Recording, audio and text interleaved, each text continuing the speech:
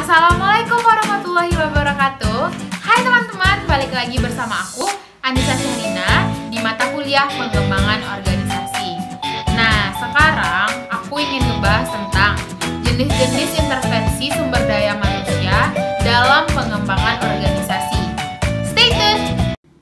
Nah, teman-teman, ada 6 metode yang digunakan dalam pengembangan organisasi. Yang pertama, pelatihan kepekaan. Kedua, umpan balik survei. Ketiga, konsultasi proses. 4, pembinaan tim. 5, pengembangan antar kelompok. Dan yang terakhir, appreciative inquiry. Nah, kita ngebahas tentang pelatihan kepekaan atau sensitivity training.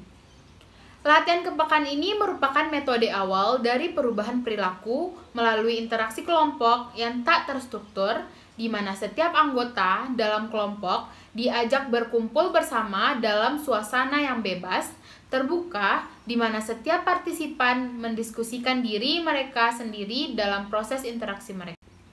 Dengan latihan kepekaan ini, mendorong setiap anggota memiliki kesadaran dan kepekaan terhadap diri sendiri dan orang lain, meningkatkan empati kepada orang lain, meningkatkan listening skill atau keahlian dalam mendengar pendapat orang lain, dan meningkatkan keterbukaan dan toleransi kepada orang lain. Kemudian, survei umpan balik.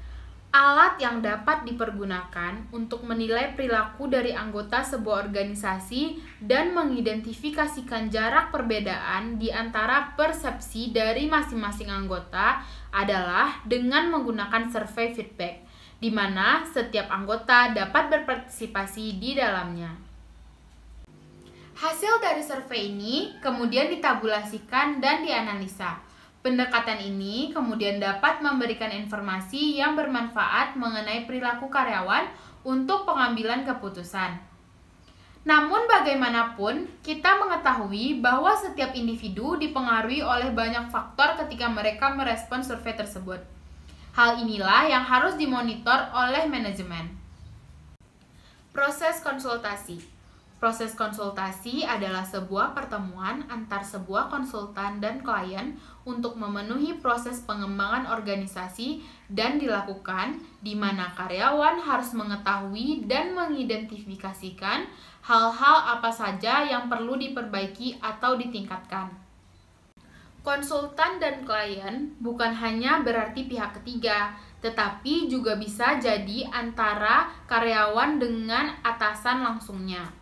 Proses konsultasi ini hampir mirip dengan latihan kepekaan.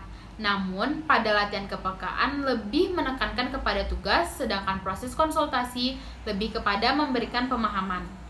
Dengan lebih paham, maka diharapkan tingkat penolakan akan lebih dapat berkurang. Membangun tim. Setiap organisasi pada dasarnya sangat mengandalkan pada sekumpulan orang untuk dapat menyelesaikan tugas secara kelompok. Proses pembangunan tim menggunakan interaksi yang sangat tinggi dalam aktivitas sebuah kelompok untuk meningkatkan kepercayaan dan keterbukaan di antara sesama anggota tim, meningkatkan kemampuan untuk berkoordinasi dan meningkatkan performa tim. Jadi, proses membangun tim ini dilakukan dengan meningkatkan interaksi di antara sesama anggotanya. Selanjutnya, pengembangan antar kelompok. Salah satu area yang mendapatkan penekanan yang penting dalam pengembangan organisasi adalah mencegah terjadi konflik yang disfungsional atau konflik yang tidak produktif yang terjadi di antar kelompok. Pengembangan antar kelompok atau intergroup development bertujuan untuk merubah perilaku, stereotip, dan persepsi tentang kelompok lain.